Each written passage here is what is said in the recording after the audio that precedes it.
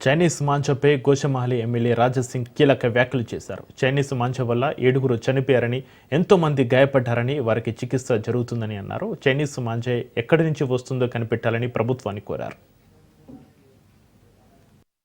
రాష్ట్రాల్లో 2 చనిపోయినారు.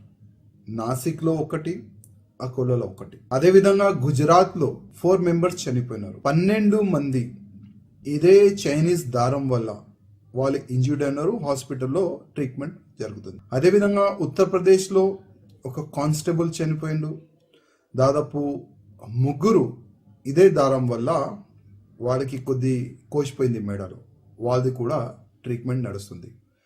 మన తెలంగాణలో కూడా ఒక ట్రాఫిక్ కానిస్టేబుల్ మెడ మొత్తం కోసిపోయింది.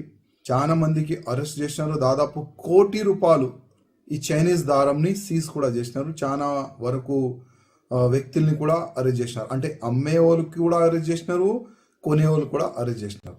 మన ముఖ్యమంత్రి గారు ఒక లేఖ రాయాలి. అసలు ఫ్యాక్టరీలు బంద్ అయితేనే ఈ చైనీస్ దారం బంద్ అవుతుంది. లేకపోతే ప్రతి సంవత్సరం ఏదో ఒక అమాయకుడు చనిపోతారు, లేకపోతే యాక్సిడెంట్ పక్కా అవుతుంది. ఎందుకంటే ఆ దారం కనబడదు.